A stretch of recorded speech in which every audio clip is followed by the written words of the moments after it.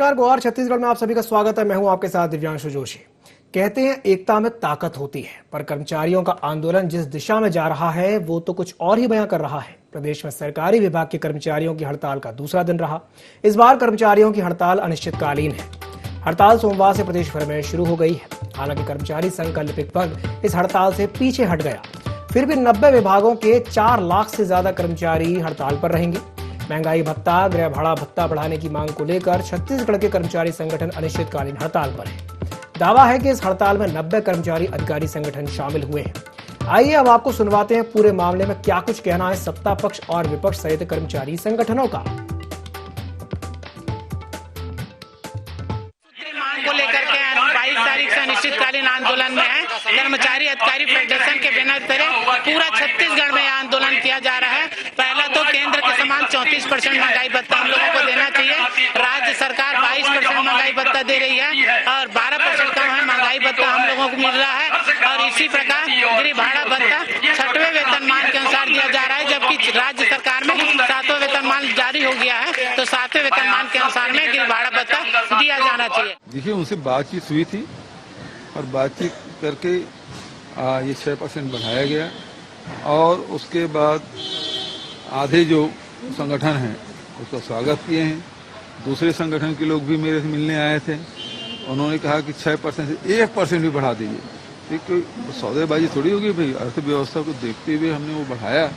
6% old pension scheme भी हमने लागू किया है। तो हम तो कर्मचारियों के हित में लगातार फैसला लेते ही जा रहे हैं। और जितने शासकीय योजना है उसका भी लाभ हो रहा है। हफ्ते में केवल 5 दिन काम करना है, वो भी हमने छूट दी है। तो लगातार हम लोग कर्मचारियों के हित में भी फैसला हम लोग लेते जा रहे हैं। आप उसके बाद भी कोई हड़ताल करना चाहे तो उसकी इच्छा, शासन फिर अपना काम करेगा। छत्तीसगढ़ के जिस प्रकार से किसानों को धोखा दिया, युवाओं को धोखा दिया, तो आप समझ सकते हैं कि छत्तीसगढ़ के प्रांत में केवल और केवल झूठेश की सरकार है, भूपेश की सरकार नहीं है। यहाँ की जनता के साथ धोखा का सरकार चलाए हैं, तो इसका कीमत उनको चुकाना पड़ेगा। हमारे जितने भी सरकारी कर्मचारी आज आंदोलन पे हैं, हम भारतीय जनता पार्टी उनको नैतिक रूप से समर्थन देते हैं और ये कहते हैं कि उनके आंदोलन में भारतीय जनता पार्टी हर कदम पर उनके साथ रहेगी। प्रदेश के 4,07,000 कर्मचारी अधिकारी आज अनिश्चितकालीन आंदोलन पर हैं और मुझे लगता है कि जिस प्रकार से भूपेश सरकार की दमनकारी नीतियां इस आंदोलन को कुचलने में लगी हुई है, उनके जायज मांगों के, उनके अधिकार की राशि देने के लिए इनकार कर रही है। मैं सिर्फ ये कहूँगा कि 34% डीए ये केंद्र सरकार दे रही है, 18% मूल वेतनमान में दिया जाए, ये हमारी मांग है। और इसके साथ ही साथ हम स्पष्ट रूप से कहना चाहते हैं, कुल जो मिलने वाला डीए है वो उसके साथ उनके एरियर्स की जो बकाया राशि है उसका भी भुगतान भारतीय जनता पार्टी की सरकार करेगी। इसलिए इन्हें चिंता करने की जरूरत नहीं है। भारतीय जनता पार्टी निश्चित रूप से इस पूरे आंदोलन में कर्मचारी भाइयों के साथ। तो छत्तीसगढ़ में सरकारी विभाग के कर्मचारियों की हड़ताल का आज दूसरा दिन है। इस बार कर्मचारियों की जो हड़ताल है वो निश्चितकालीन है। हड़ताल सोमवार से प्रदेश भर में शुरू हो चुकी है। हालांकि कर्मचारी संघ का जो लिपिक वर्ग है वो हड़ताल से पीछे हट गया है। फिर भी 90 विभागों के 4 लाख से ज्यादा कर्मचारी हड़ताल पर रहेंगे। महंगाई भत्ता, गृह भाड़ा भत्ता बढ़ाने की मांग को लेकर छत्तीसगढ़ के कर्मचारी संगठन अनिश्चितकालीन हड़ताल पर है। ऐसा दावा है कि इस हड़ताल में 90 कर्मचारी अधिकारी संगठन शामिल हुए हैं। तो कर्मचारी संघ की एकता में फूट देखने को मिल रही है। कर्मचारी संघ का जो लिपिक वर्ग है वो हड़ताल से पीछे हट गया है। आज इसी विषय पर हम चर्चा करेंगे और चर्चा करने के लिए हमारे साथ 2 खास मेहमान जुड़ेंगे। हमारे साथ अजय गंगवानी जी जुड़ेंगे जो कि कांग्रेस प्रवक्ता हैं, साथ ही साथ हमारे साथ जुड़ेंगे बीजेपी नेता KS चौहान। आप दोनों मेहमानों का बहुत बहुत स्वागत है IND 24 में। सबसे पहले मैं शुरुआत करना चाहूंगा गंगवानी जी से। गंगवानी जी, कर्मचारी हड़ताल पर हैं, क्या कहेंगे? दिव्यांशु, देखिए, हमारा कांग्रेस पार्टी ने हमेशा संविधान और लोकतंत्र का पूरा सम्मान किया है। अगर अधिकारी कर्मचारी अपनी मांगों को लेकर एक शांतिपूर्ण आंदोलन करना चाह रहे हैं, प्रदर्शन कर रहे हैं, कि उनका संवैधानिक अधिकार है, मैं उनका समर्थन करता हूँ। परंतु आपको एक बात स्पष्ट कर दूं, लगातार 3.5 साल के कार्यकाल में माननीय भूपेश बघेल जी के नेतृत्व में लगातार हमने कर्मचारियों के हितों में निर्णय लिए। जैसे कुछ उदाहरण दे दूं, जैसे पेंशन की बात करूं तो अंशदान पहले 10% था, उसको बढ़ा के 14 किया। सैटरडे संडे वीकेंड ऑफ कर रहे हैं। न्यू पेंशन स्कीम जो 2004 में तत्कालीन अटल सरकार का एक पूंजीवादी निर्णय कर्मचारी अधिकारियों पर थोप दिया गया, जो ओल्ड पेंशन स्कीम जो बेहतर स्कीम थी, उनके सैलरी की 50% की गारंटी थी, उसको हटा के न्यू पेंशन स्कीम लागू कर दिया गया।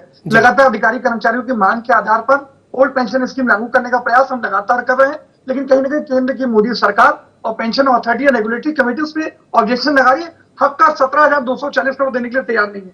अनुकंपा की जो सीलिंग लिमिट थी उसको 10% को शिथिल करके 3155 लोगों की अनुकंपा नियुक्ति करते हैं। जो लगातार कोरोना काल में 31% पे वेतन भत्तों में कटौती की गई, हमने 1 रुपए की कटौती नहीं की।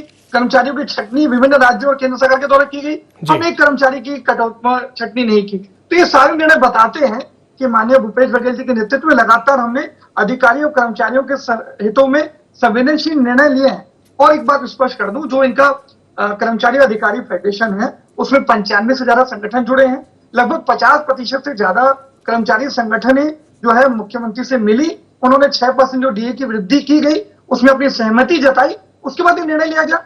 और देखिए कहीं ना कहीं जो कर्मचारी अधिकारी फेडरेशन है उसमें एक वैचारिक मतभेद हो सकता है, एक गुटबाजी हो सकती है, तो कहीं ना कहीं ऐसा दिखता है कि वो दो फाड़ जैसी स्थिति है।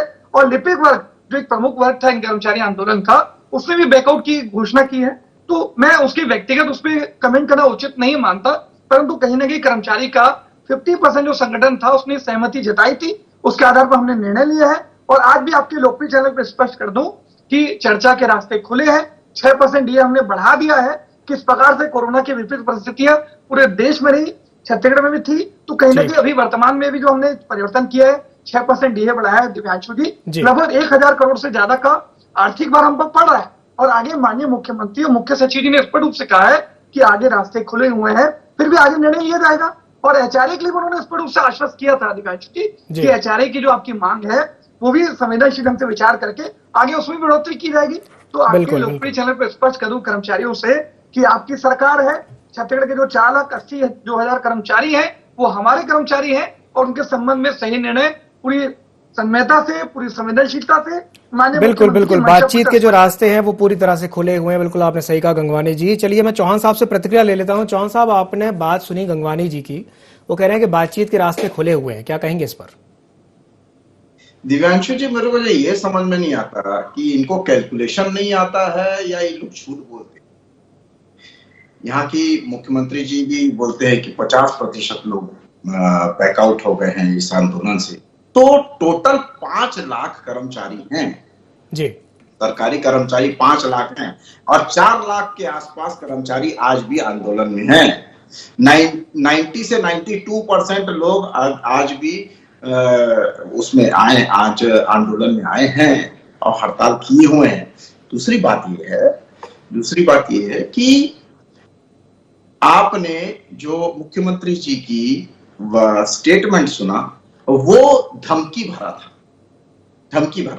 कैसे? और कैसे धमकी भरा था? सुन रहा था, अजय गंगवानी जी की लिस्ट सुन रहा था, हमने ये किया, हमने वो किया, केंद्र सरकार ने ऐसा किया वैसा किया। केंद्र सरकार को तो कोई देना ही नहीं है भाई साहब। केंद्र सरकार तो 34, एक बार मेरे को बोलने दीजिए। जी पूरी बात कर लीजिए। जी गंगवानी जी बोलिए। 34% तो पहले से दे रही है। उसी के आधार पे तो सरकारी कर्मचारियों की मांग है कि हमारे को ड्यू डेट से हमारा भाई साहब 34% ही कर दीजिए। और ये जो आंदोलन हो रहा है, आपने भी कई स्टेटमेंट लिए होंगे कर्मचारियों के जो बैठे हुए हैं, जो दूसरे लोग हैं उनका भी स्टेटमेंट सुना होगा, कई मंत्रियों के भी स्टेटमेंट सुने होंगे, मुख्यमंत्री जी के भी स्टेटमेंट सुने। उन्होंने कभी भी केंद्र सरकार के ऊपर ये नहीं बोला है कि अब केंद्र सरकार के लिए ये आंदोलन कर रहे हैं, ऐसा उन्होंने नहीं बोला है। और हमारे प्रवक्ता यहाँ पर जो बैठे हुए हैं वो बोलते हैं केंद्र सरकार की। आप एक बार वहां पर पंडाल में होके आइए, जो जन्मदिन मना रहे हैं, पहले आप वहां पर जाके लोगों की एक मिनट मेरी बात सुन लीजिए।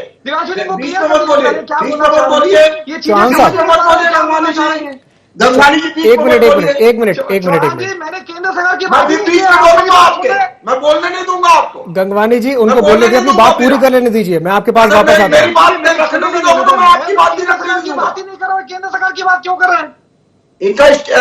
इनका माइक बंद करवा दीजिए। एक एक करके अपनी बात रखिए।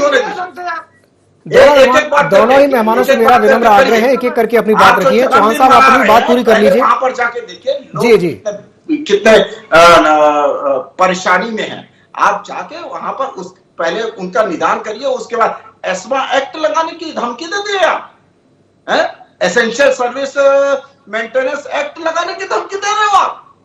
ये किसी धमकी किसी और को जाके देना जनता जनार्दन होती है। मैं सिर्फ एक प्रश्न पूछना चाहता हूं कांग्रेस प्रवक्ता से और पूरी कांग्रेस से जी, क्या सरकारी कर्मचारी अधिकार की बात कर रहे हैं या नहीं?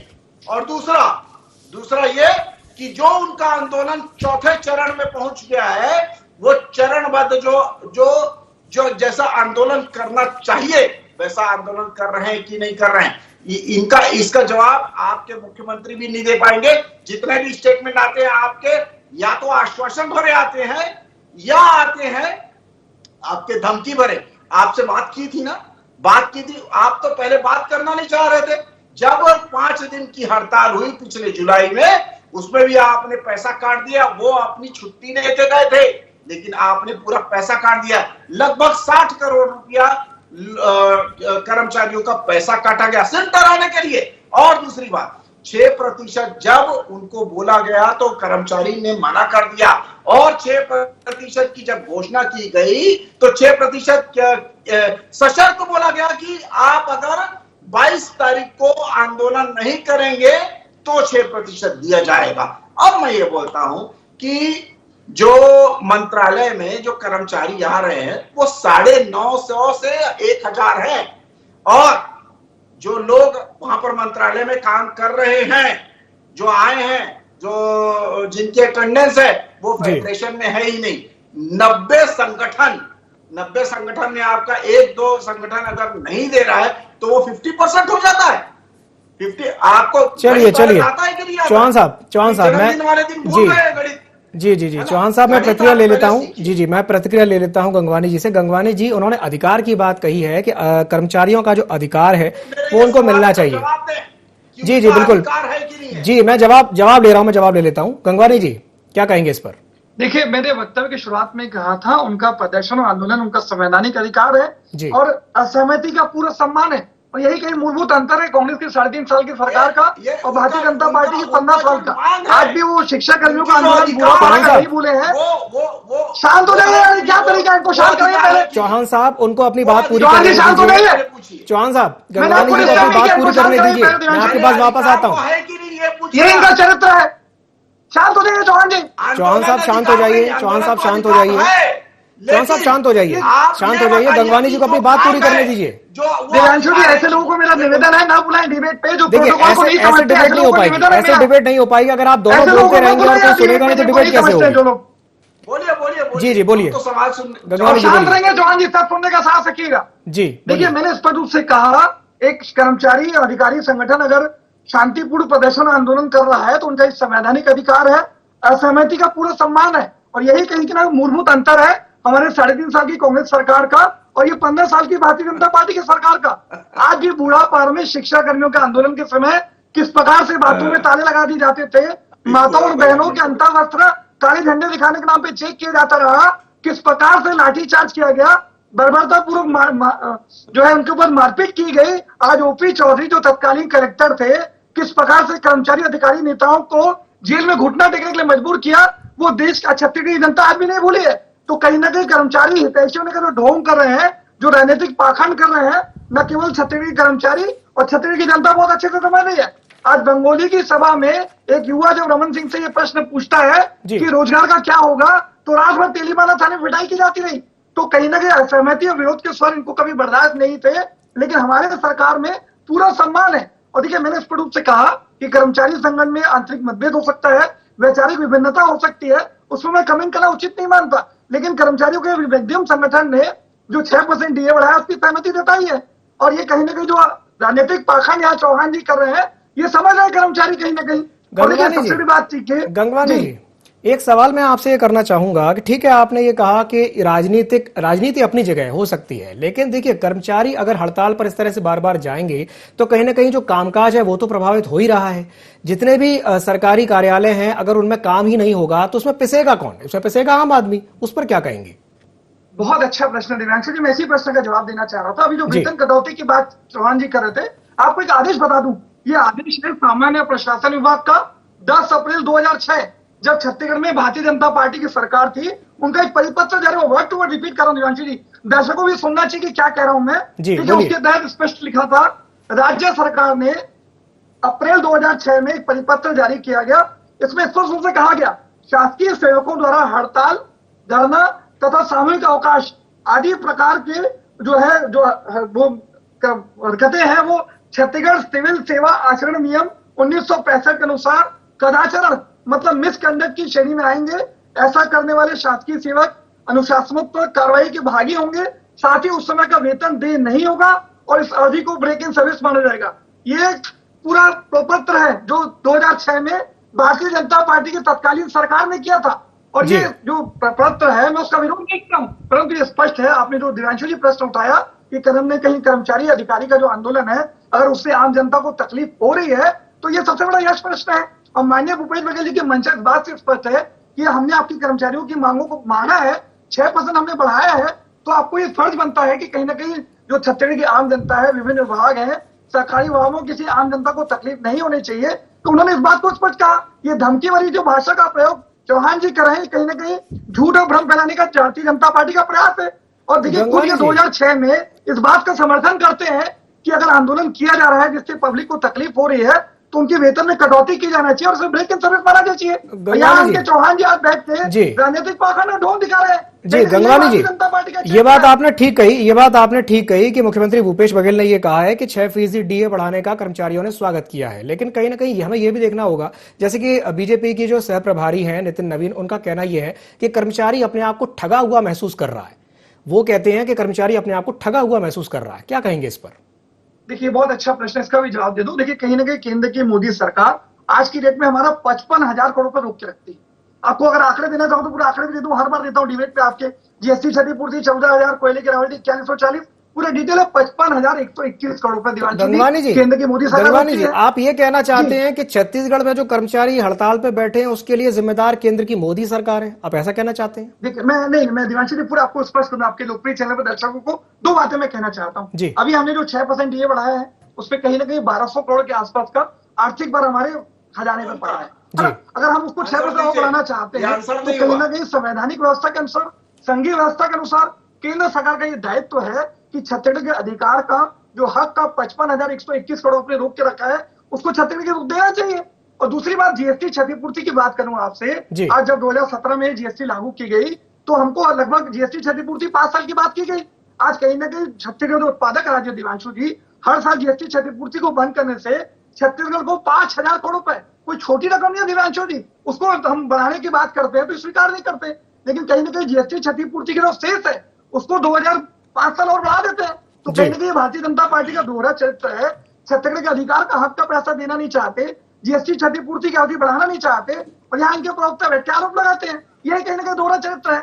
एक चीज और कहना चाहूंगा दिव्यांशु जी, आज ओल्ड पेंशन स्कीम के तहत कर्मचारी का हक और मेहनत का पैसा 17,240 करोड़, जिसमें सरकार का हिस्सा भी शामिल है, आज हम लागू करने के लिए पैसा वापस मांगने का प्रयास करते हैं, तो केंद्र की मोदी सरकार और पेंशन रेगुलेटरी अथॉरिटी कमेटी साफ इंकार करती है। तो कहीं ना कहीं कर्मचारी हितैषी होने का जो ढोंग करते हैं, वो कर्मचारी अधिकारी बहुत अच्छे से समझ रहे हैं। जो 9 सांसद है, राष्ट्रीय उपाध्यक्ष है, क्या इस संबंध में कोई प्रयास किया? इस बात का जवाब चौहान जी को देना चाहिए। बिल्कुल मैं चौहान साहब के पास जी ढोंग और पाखंड करते हैं।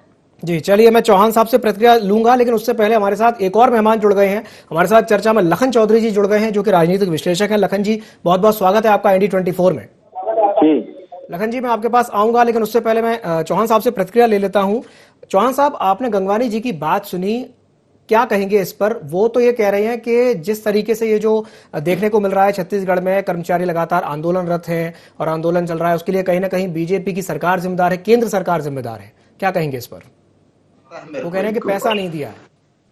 हाँ, तरस आता है मेरे को गंगवानी जी जैसे प्रवक्ता पर कि इस टाइप की बातें बोलते हैं।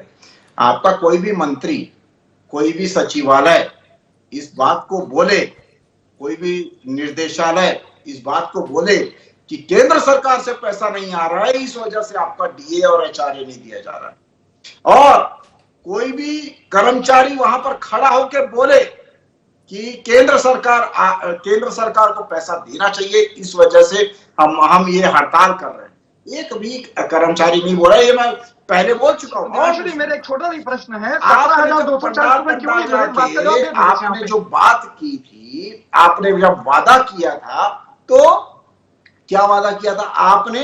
टीएस सिंहदेव ने, और जो आप मुखिया हैं आज, मुख्यमंत्री जी है, उनको किसी आदेश की जरूरत नहीं है, उन्होंने वादा किया था जाके।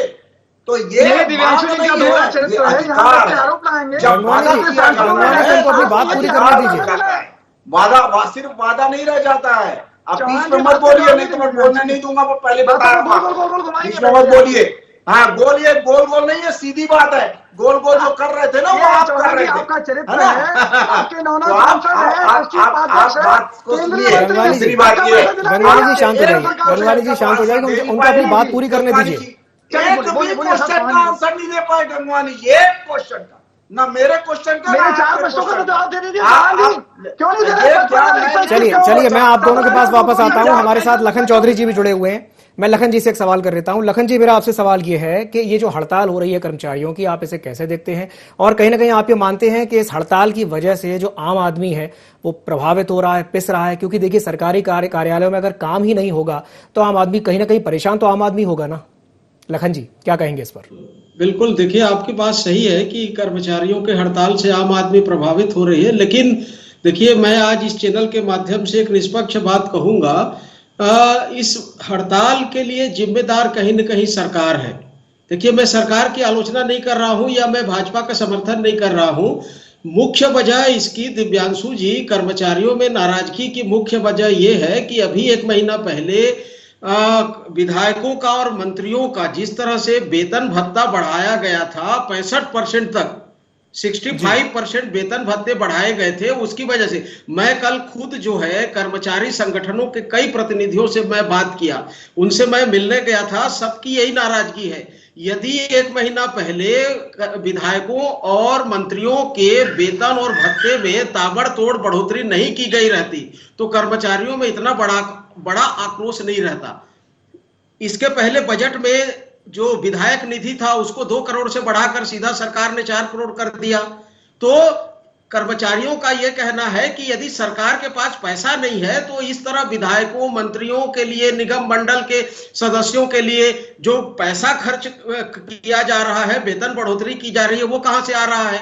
और कर्मचारियों में यह कहा जा रहा है कि कई तरह की जो लग्जरियस जो लाइफ स्टाइल है, आज भी विधायकों के, मंत्रियों के लाल बत्ती का कल्चर जो है समाप्त किया जाने की बहुत बड़ी बड़ी बातें की गई थी, लेकिन लाल बत्ती भले गाड़ियों में नहीं है या, लेकिन उसके बावजूद वो कल्चर कहीं समाप्त नहीं हुआ है। तो कर्मचारियों में ये आक्रोश है, तो कर्मचारियों के आक्रोश को हमको सुनना और समझना भी चाहिए। ऐसा नहीं है कि मैं सरकार का विरोध कर रहा हूं या मैं किसी दल का या समर्थन कर रहा हूं, लेकिन कर्मचारियों की जो बातें हैं, जो उनकी मांगे हैं, उनकी मांगों में दम है। यदि सरकार इतनी जल्दबाजी में विधायकों के और मंत्रियों के वेतन को 65% तक यदि बढ़ा सकती है तो जो रात दिन काम कर रहा है उसके लिए सरकार को भी कुछ सोचना चाहिए। बिल्कुल, ये महत्वपूर्ण बात है। और ये जो आपका जो सप्ताह में जो शनिवार को जो छुट्टी दी गई है कर्मचारियों को, कर्मचारी के हित में बात की रही है, वो टोटल फ्लॉप है। छत्तीसगढ़ में कोई कर्मचारी समय पर नहीं आ रहे हैं और काम उतने ही घंटे हो रहे हैं जैसे पहले होते थे। तो सरकार ने जल्दबाजी में बगैर विशेषज्ञ समिति के जो है सुझाव के ये 5 दिन का 5 डे वीक कर दिया, जिसमें कर्मचारियों में जो है संतोष नहीं है। तो मैं अजय गंगवानी भाई के माध्यम से ये कहना चाहूंगा कि कर्मचारियों की बात को सुनना चाहिए सरकार को। और ये जो 5 डे वीक है वो पूरी तरह फ्लॉप है। कर्मचारी नेता कह रहे हैं, कर्मचारी खुद मान रहे हैं, तो उसकी जगह ठीक है कि इन्होंने पेंशन दिया, कर्मचारी के हित के लिए काम किया सरकार ने, मैं कहीं भी उससे असहमत नहीं हूं। मैं उससे बिल्कुल सहमत हूं कि पेंशन जैसे पुरानी जो बहुत बड़ी मांग थी कर्मचारियों को, उन्होंने भूपेश बघेल जी ने पूरा किया। पूरे कर्मचारियों ने इसके लिए लाभ लश्कर के साथ भूपेश बघेल जी का धन्यवाद ज्ञापन किया था और धन्यवाद जी का आभार भी मान रहे कर्मचारी। ऐसा नहीं है कि भाजपा सरकार के द्वारा जो छले गए थे 15 साल तक, उसके लिए भूपेश बघेल की सरकार का धन्यवाद मान रहे हैं पेंशन, पुरानी पेंशन योजना के लिए। लेकिन ये जो चीजें अभी हुई हैं, विधायकों और मंत्रियों के जो वेतन भत्ते बढ़े हैं, वो असली वजह है। समस्या की जड़ वो है और इसको लेकर सरकार को गंभीरता से विचार करना चाहिए। चलिए, समय की हमारे पास कमी है। गंगवानी जी, आपसे एक अंतिम प्रतिक्रिया ले लेता हूं, क्या कहेंगे लखन चौधरी जी की बात पर? चौधरी जी देखिए वरिष्ठ आर्थिक विशेषज्ञ है, मैं व्यक्तिगत रूप से सम्मान करता हूँ। कुछ बातों से पूरी तरह सहमत हूँ और कुछ बातों से बिल्कुल मैं सहमत नहीं हूँ उनकी। एक बात उन्होंने अच्छी कही कि कहीं ना कहीं भारतीय जनता पार्टी ने 15 साल तक ठगा, और कहीं ना कहीं ये बात को भी स्वीकार किया कि माननीय भूपेश बघेल जी के नेतृत्व में कर्मचारियों अधिकारियों के हित में निर्णय लिए गए। ये दोनों बातों से सहमत हूँ। लेकिन एक बात और स्पष्ट कर दूं, आज ये विधायक निधि की बात कर रहे हैं, लखन चौधरी वरिष्ठ आर्थिक विशेषज्ञ हैं, मैं बहुत उनको काफी मानसिक रूप से समर्थ और बहुत समझदार व्यक्ति मानता हूँ। इस बात से बिल्कुल इत्तेफाक नहीं रखता। एक जनप्रतिनिधि अगर अपने क्षेत्र में ज्यादा फंड अगर दिया जाएगा तो वहां की जो जन कल्याणकारी योजनाएं हैं उसको ज्यादा बेहतर ढंग से बेहतर फंड के माध्यम से क्रियान्वित किया जाएगा। इस कदम का स्वागत करने के बजाय लखन चौधरी जी इस पर आरोप लगा रहे हैं, ये थोड़ा सा आलोचनीय है और मैं इस बात से सहमत नहीं हूँ। दूसरी बात मैं आरोप नहीं लगा रहा हूँ। देखिए, कर्मचारियों में जिस तरह से बात आ रही है, मैं वो बात आपके सामने रख रहा हूँ। ये मेरा कोई व्यक्तिगत आरोप नहीं है, ये कर्मचारियों के द्वारा कही जा रही कि सरकार यदि कोविड कालखंड में आर्थिक संकट से गुजर रही तो क्या इतनी जल्दबाजी थी कि विधायक निधि को बढ़ाया जाए? तो वहां की जनता बहुत सारे खर्चे ऐसे होते हैं जिन पे कंट्रोल किया जा सकता था। ये जो है कर्मचारियों में ये बात फैल रही है तेजी के साथ। बिल्कुल, कर्मचारियों में ये आपके सरकार के विरोध में कहीं न कहीं ये मामला जा रहा है। मैं नौ ले रहा हूँ। आज कहीं न कहीं जनप्रतिनिधि की बात करें लखन चौधरी जी, कुल विधायक है 90 और कर्मचारी है 5 लाख। अगर ये आर्थिक विश्लेषक है मेरे से ज्यादा बेहतर गणित इनका है, आंकड़े मेरे से बेहतर समझते हैं, तो आप हिसाब लगा लीजिए कि 90 विधायकों को सैलरी बढ़ने के बजाय राजनीतिक कितना बोझ पड़ेगा खजाने पे, और 5 लाख कर्मचारी का बढ़ाने पे क्या बोझ पड़ेगा, मेरे से बेहतर समझते हैं लखन चौधरी जी।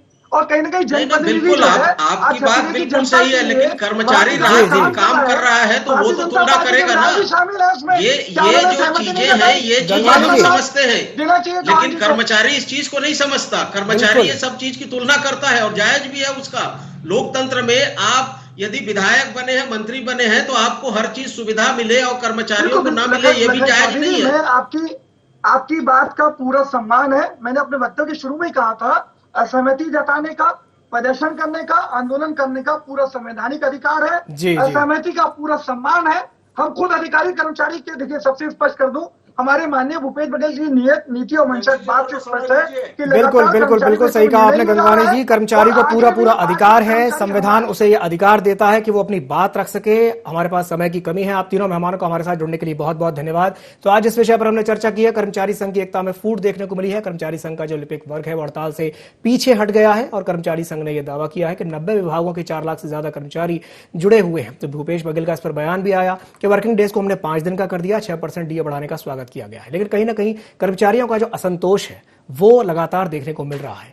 तो अब देखने वाली बात यह होगी कि जो असंतोष है कब जाकर के शांत हो पाता है। तो गुहार छत्तीसगढ़ में फिलहाल के लिए इतना ही। मुझे दीजिए इजाजत और आप बने रहिए ID24 के साथ। नमस्कार।